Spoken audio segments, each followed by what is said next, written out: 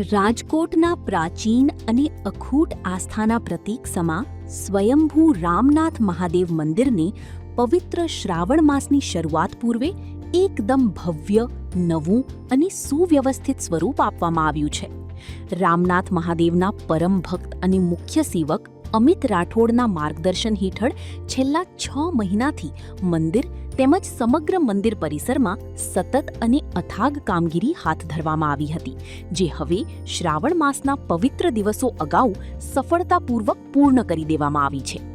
રાજકોટના નાથ એટલે કે રામનાથ મહાદેવ શ્રાવણ મહિનાની શુભ શરૂઆત થતાં જ લોકો અહીં શ્રદ્ધા અને ભક્તિ અને આનંદનો માહોલ જે રામનાથ મહાદેવની અંદર જોવા મળતો હોય છે. બહોળી સંખ્યામાં માત્ર રાજકોટમાં જ નહીં પરંતુ સમગ્ર સૌરાષ્ટ્રમાં, ગુજરાતમાંથી જે રાજકોટની અંદર રામનાથ મહાદેવ પ્રત્યે શ્રદ્ધા અને વિશ્વાસ હોય છે, તો રામનાથ મહાદેવ પ્રત્યે શ્રાવણ મહિનામાં બહોળી સંખ્યામાં જે છે ભીડ જોવા મળતી હોય છે. ત્યારે હું તમને હાલ અત્યારે દ્રશ્યો બતાવીશ કે રામનાથ મહાદેવના કે લોકોનો અવારનવાર પ્રશ્ન હોય છે કે સગવડતાને લઈ અને ગંદકીને લઈને અવારનવાર રાજકોટના લોકોનો પ્રશ્ન હોય છે કે જે સુવિધાઓ છે તેને ક્યાંક ને ક્યાંક લોકોને આટલા વર્ષ સુધી અગવડતા પડી રહી હતી. અને અત્યારે ખૂબ સરસ મજાના આપણે અત્યારે દ્રશ્યો જોઈ રહ્યા છો કે ખૂબ સરસ મજાનું કામ અત્યારે જે છે લાદી નાખવામાં આવી છે અને ખૂબ રંગરોગાન કરવામાં છે રામનાથ દાદાના મંદિર ખાતે.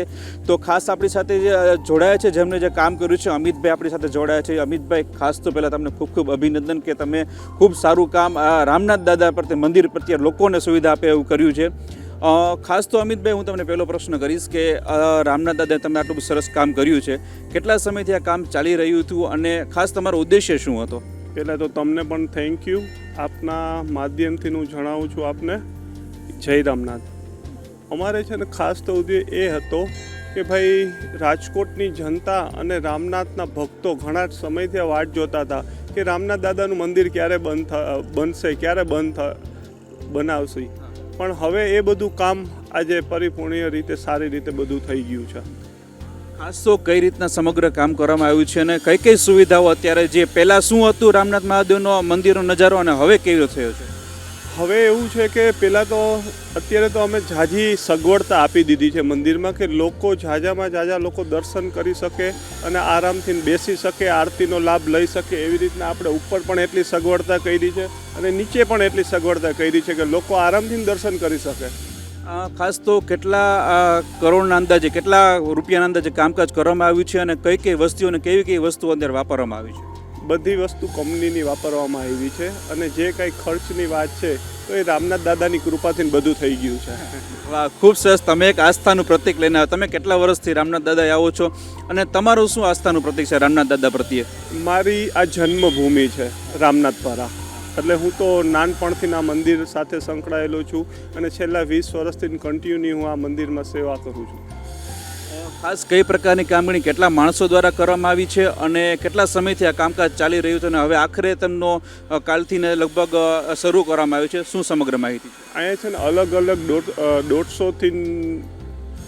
150ની આસપાસ લોકોની ટીમથી અમે બધું આ કામ અલગ એજન્સીને આપીને પૂરું કરવામાં આવ્યું છે. ચોક્કસથી જે રીતે જોવામાં આવ્યું કે અમિતભાઈ જણાવ્યું કે 150થી વધુ લોકો દ્વારા જે છે આ કામ કરવામાં આવ્યું છે. રાજકોટની આસ્થાનું પ્રતીક જે છે રામનાથ દાદા, શ્રાવણ મહિનો આવતા જ લોકો બહોળી સંખ્યામાં આવતા હોય છે અને અવારનવાર લોકોના પ્રશ્ન હતા કે અસુવિધાઓ ઊભી થતી હતી. દર્શન કરવા માટે પણ લોકોના પ્રશ્ન હતા કે દર્શન વ્યવસ્થિત થતા નથી. તે સમગ્ર માહિતી, તે સમગ્ર કામ જે છે આપણા રાજકોટના બિલ્ડર અમિતભાઈ દ્વારા કરવામાં આવ્યું છે. ઉલ્લેખનીય છે કે શ્રાવણ માસ દરમિયાન રાજકોટ તેમજ આસપાસના વિસ્તારોમાંથી લાખોની સંખ્યામાં ભાવિકો રામનાથ મહાદેવના દર્શનાર્થે ઉમટી પડે છે, જેથી ભક્તોને દર્શન, પૂજા અર્ચના તેમજ અવરજવર કરવામાં કોઈ પણ પ્રકારની અગવડ કે પરેશાની ન થાય તે હેતુસર આ ભગીરથ કાર્ય હાથ ધરવામાં આવ્યું હતું. મુખ્ય સેવક અમિત રાઠોડ દ્વારા દાદાની સેવા અને ભાવિકોની સુવિધાને સર્વોપરી રાખીને કરાયેલું આ નવનિર્માણ આ વર્ષે શ્રદ્ધાળુઓ માટે વિશેષ આકર્ષણનું કેન્દ્ર બનશે. આ સમગ્ર કાર્યની સફળતા અંગે વાત કરતા પરમ શિવભક્ત અમિત રાઠોડે જણાવ્યું હતું કે દાદાના અસીમ આશીર્વાદ અને કૃપાથી જ આ મોટું કાર્ય સફળ થઈ શક્યું છે અને શ્રાવણ માસના પાવન પર્વની શરૂઆત સાથે જ હવે નવનિર્મિત સ્વરૂપમાં સજ્જ બનેલું રામનાથ મહાદેવ મંદિર ભાવિકોના સ્વાગત માટે સંપૂર્ણપણે તૈયાર છે તેમજ આગામી દિવસોમાં પણ દાદાની કૃપાથી મંદિરના વિકાસ અર્થે વધુ કાર્યો સતત થતા રહેશે. તો આપણે રાજકોટના રહેવાસીઓ સાથેથી જાણીશું કે તે લોકો કેટલા વર્ષથી દર્શન કરવામાં આવે છે અને હાલ અત્યારે રામનાથ મંદિર મહાદેવનું મંદિર જે છે તેમનો નજારો છે પહેલાં કેવો હતો અને અત્યારે કેવો છે. જી શું નામ છે તમારું? માનસી હીરાની. કેટલા સમયથી તમે દર્શન કરવા માટે આવો છો?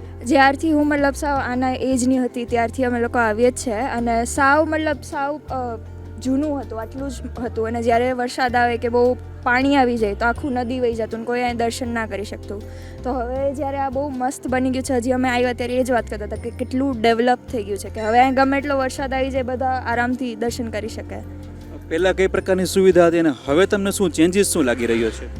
એકદમ ડેવલપ થઈ ગયું છે. પહેલાં આટલી બધી ફેસિલિટીઝ નહોતી, આખું મતલબ પાણી વયું જાય કે બધું પ્રોબ્લેમ આવે. મને હવે આખું તમે કન્સ્ટ્રક્ટ કરી દીધું છે, બધા આરામથી દર્શન કરી શકે, કોઈ મતલબ પહેલી અગવડતા નથી એમ. કેમેરામેન અભિષેક આસિયાની સાથે જિગ્નેશ કોકર, અબ તક ચેનલ, રાજકોટ.